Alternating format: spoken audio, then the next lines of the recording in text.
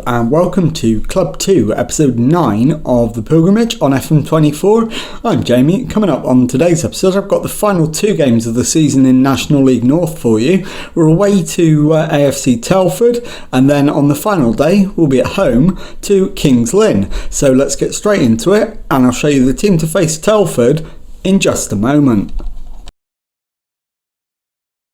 Okay, here is the team to face AFC Telford, and it is Hammond in goal, back four of Ono, Berry, Roberts and Lavin, Carroll at the base of midfield, Turner and Smith ahead of him, Coyle on the left, Grant on the right, Piers up front. So let's submit the team and go and give a team talk. Okay, my assistant manager is suggesting go out there and impress me. I think that is entirely reasonable, so we'll point the finger and ask them to do exactly that. And let's get out there and see if we can grab a win away to Telford. And I don't think we've got a mathematical chance of the playoffs, but we may have. So we've got to get 2 wins on this episode to give ourselves even a theoretical chance. Walker with the free kick though for Telford, and it's over the top of the crossbar, and the highlight comes to an end. So we'll demand more. I do expect us to beat Telford. They are just outside the relegation zone on goal difference as it stands. So if we were to beat them, we would give them a problem. Walker's ball in, headed away, but Garrigan's got it and it falls to Robinson. The shot is wide of Hammond's goal and we get away with that one. We've offered nothing yet, so let's demand more again. And see if we can find a way to take the lead. So we would go to 70 points, and in fact at the moment as it stands it's done and dusted. Other results mean it doesn't matter what we do. We needed a miracle, we're not getting one, and we're not doing our bit anyway. So Grant now on the right to Lavin, who crosses, Piers header, and it's wide. Big chance but not taken. And now we are approaching half time, still 0-0. Telford have had the better of it, but we've got the better XG, so our chances have been of a higher quality. So I'll say shooting's not been good enough. I think that's entirely reasonable. And let's have a look at potential subs. And in fact, no, it's Kenise Carroll that's tiring. We'll swap him with Oliver Turner. We'll take Kenise Carroll off and bring on Max Brogan. And also, in fact, I'm going to leave it at that for now and start the second half. Let's demand more. Let's go positive. We are going to achieve absolutely nothing by sitting back and waiting for the draw. We need a win in both games, so we've got to go for it. Roberts to Turner. Plays it out to Coyle, but he's beaten to it. Garrigan, who's carrying an injury for our opponents, but still playing on, and finds Walker. Frimpong to Forrester, and that's wide, just of Hammond's right-hand post. So let's demand more, and I think Piers is going to have to come off. He's having a poor game again, and he's had a lot of them this season, even though he's scored an awful lot of goals. So we'll bring on Tavares up front.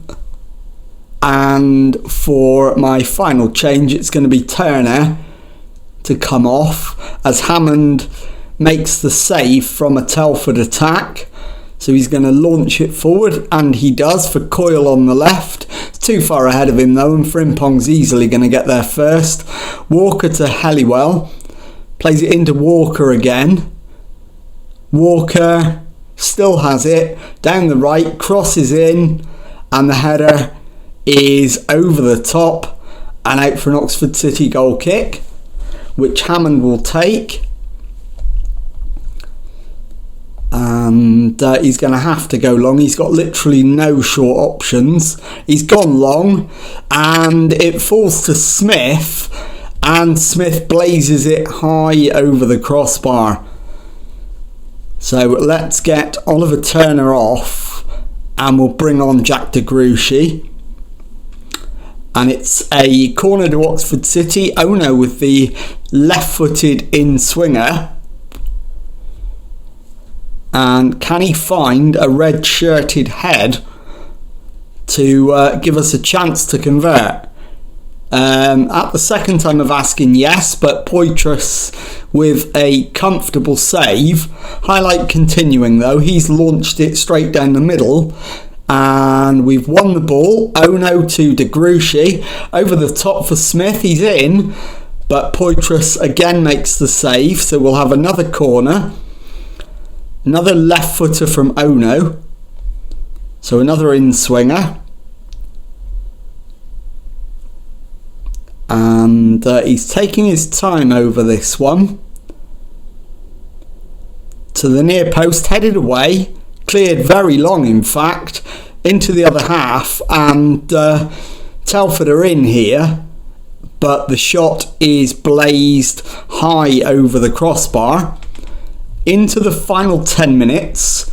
Now we might as well go back to balanced and just see out the point and not take any risks. And that is full time. Telford 0, Oxford City 0. So any lingering mathematical chance of the playoffs is now gone. And I'll be back in a moment with the second match of today's episode. Okay, time now for the second match of today's episode and the final match of the season. We're at home to Kings Lynn Town, and the team that's going to go and face the playoff bound Kings Lynn is Hammond in goal, back four of Ono, Roberts, Berry and Lavin, Carroll at the base of midfield, Turner and Smith ahead of him, Coyle on the left, Grant on the right, Pearce up front. So let's submit the team and go and give a team talk.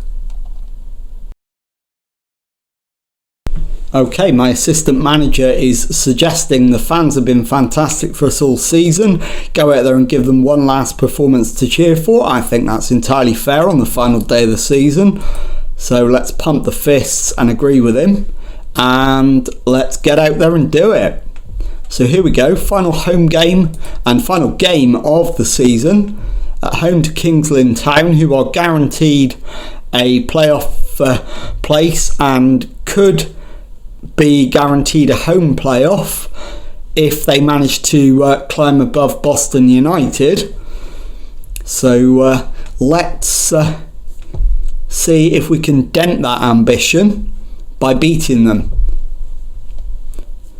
And we've gone 25 minutes without a highlight. It's been a relatively even start, and now it's Hammond with the ball, and he's going to look for a pass. He fires it towards Grant, who wins his header, and after a bit of head tennis, Grant's got it back. It's into Turner, and Oliver Turner has fired it into the back of the net, and it is Oxford City 1, Kings Lynn Town 0. So that does dent Kings Lynn's aspirations somewhat. The ball's crossed in, headed away. Lavin picks it up, driving forward into the edge of the area, crossed in, and Tom Pearce gets his 26th goal of the season, and it is Oxford City 2, Kings Lynn Town 0. So the players have heeded my pre-match words. They are putting on a performance for the supporters, and We are 2 goals to the good, 33 minutes in. So now we just need to make sure we see this through. And Coyle wins the ball back to Hammond, who's looking for an out ball. He's gone long in the end for Piers, who's won the header and found Rennie Smith. Grant on the outside shoots just over the top. Probably should have been looking for the pass to Piers there, but decided on the shot, and we're 2-0 up, so why not? And it's Lavin now with the throw-in into Rennie Smith. Back to Berry. Carroll to Roberts. Plays it forward, but only finds a blue shirt. Ronan for Kings Lynn. Plays it into Smith. And Grant's won it back to Berry. To Lavin at right back. Crosses halfway. Beats Cebulski. Crosses it, and it's headed up in the air, and Coyle volleys it into the back of the net. In fact, it's come off Ronan for an own goal, and it is Oxford City 3, Kings Lynn Town 0, and it's not even half time yet. But half time is just about upon us, and there it is, 3-0 at the break, deservedly so. And let's go and drop some praise. So, outstretched arms, and I'm going to completely agree with my assistant again. He's dead right. And in terms of players who need to come off, Bailey Berry is on a yellow card. We'll bring Joe Ostler on for what is probably his final appearance. And it could well be my final game in charge of Oxford City. More about that after the match. But it is Crowther with the throw-in, headed away. Barrett to Clifford, to Barrett again. Looking for the cross, finds one. And Cian Ronan has now scored at both ends of the pitch. And it is Oxford City 3, Kings Lynn Town 1. So demand more. And let's see if we can manage to re-establish that 3-goal cushion. We've picked up an injury to Michael Lavin, so Jack de Gruchy can come on in a straight swap and confirm that one. So that's 2 changes done. Clifford's throw to Wildig. Grant briefly won it back, but Stewart has it, finds Crowther for Kings Lynn. Played into Hargreaves, who finds Cebulski. Smith plays it to Hargreaves. McBride's shot hits the post, and it's out for a goal kick. And it is, in fact, it's a corner, and it's the short one. McBride into the area for Wildig. McBride tackled, and the ball fell to Syed, and Syed makes it 3-2. So Kings Lynn right back in the game now. Positive. Let's fire up the boys, and let's see what the final change needs to be. And I would suggest it's Ono at left back. But having said that, we haven't got a left back on the bench. So we're going to have to do something else. Wildig to Clifford. Kings Lynn are right back in it now and looking for blood. It's played into Syed, across for Cameron Hargreaves, who levels it up. It's 3-3, and they've pulled it back from 3-0 down. So now we do need to make a change. I'm going to take Turner off and bring on Max Brogan, as Ono takes the left-footed in-swinging corner to the near post. It's headed up. Ostler back to Ono. crossed in, and it's all the way through to Coyle, who finds the back of the net. Lewis Coyle makes it Oxford City 4, Kings Lynn Town 3. So we're back in the lead with 5 minutes to go. Can we hold on to it this time and prevent Kings Lynn finishing third? In fact, they can't anyway, because Boston are winning. So they are going to finish no better than fourth. And we are there. We've done it. Oxford City 4, Kings Lynn Town 3. I'll be back in a moment to show you the final league table of the season and tell you what's coming up on the next episode. Okay, here is the final league table of the season then, and confirmation: we finished 9th with 20 wins, 11 draws, 15 defeats and 71 points, 7 points outside the playoffs, which will be contested by Chester, Boston United, Kings Lynn Town, Braintree Town, South Shields and Scarborough Athletic, with Darlington going up automatically as champions. Going down, Farsley Celtic, Leamington Town, Buxton and Brackley Town. And so that concludes the season. So on the next episode we'll be resolving my future, as I only signed a 1-year contract with Oxford City and have yet to sign an extension. So I'll come back as soon as I've got news of whether I'll be staying or whether we will be moving on to pastures new.